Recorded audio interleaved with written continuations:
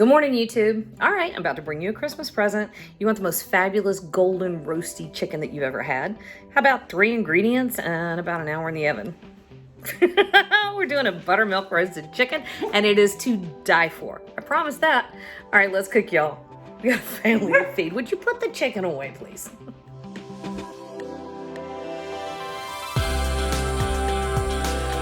You know, fried chicken is one of our cursed videos. What? Our cursed videos. We have gone to shoot fried chicken probably 10 times over the past 10 years, and not one time has it ever turned out. It's a cursed video. All right, so we're roasting some chicken. We're doing a buttermilk brine on roasted chicken, and this stuff is absolutely phenomenal. Buttermilk is full of lactic acid, which acts as a tenderizer. It also has that gorgeous tangy flavor that's imparted to the chicken, and the fact that it's got the milk solids means the outside gets gorgeous and roasty golden. Now, what does roasting do to chicken compared to frying? Well, couple things. All right, frying, you have an immediate contact of heat with the bird, right? So you're gonna have a quick cook. It's gonna seal everything in. Gonna have flavorful, tender. If you're frying right, flavorful, tender meat, right? Roasting slowly cooks the bird. So all the fat. You see this yellow? See all that? That's fat under the skin. So when you roast it, all of that kind of slowly renders, and that fat works its way through the meat, and a lot of it will drip off. Okay. So you get a leaner product. You get a leaner product, right? And if you don't roast it correctly, you're gonna have a dry bird. But this is gonna help keep that from happening. So all I did was unwrap these, sprinkled them with salt, and then we're gonna drop these in this container. Anything you have that fits is perfect. I just happen to know this pot works to hold 2 chickens. These are about 4 pounds each. And then this is it. Buttermilk right over the top. You can do this in a much smaller quantity if you want to. Use 1 bird. Use a big old Ziploc baggie, one of those great big ones. I don't like them, they cost too much. But this is it. Now get that submerged. We already get people watching us. Hi. Get that submerged in a couple hours. If you want to come give this a flip, that's fine. Otherwise, this can have up to 24 hours in the brine. I'm gonna come over here and wash my hands. You stay right there.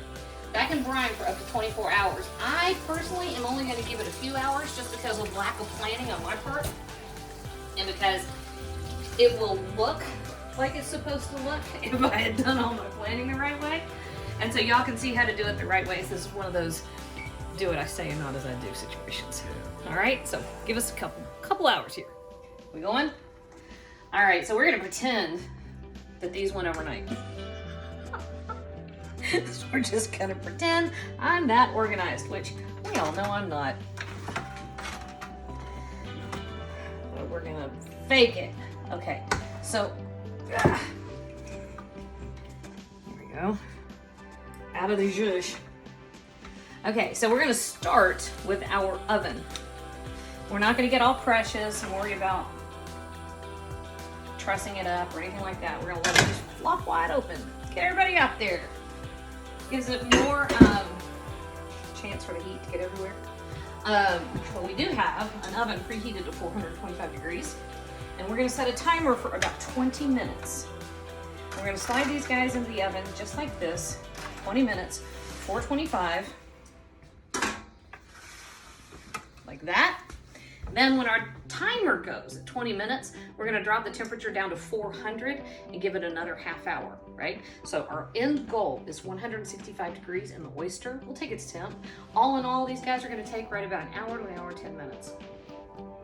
Boom, see? That's exactly what we're looking for.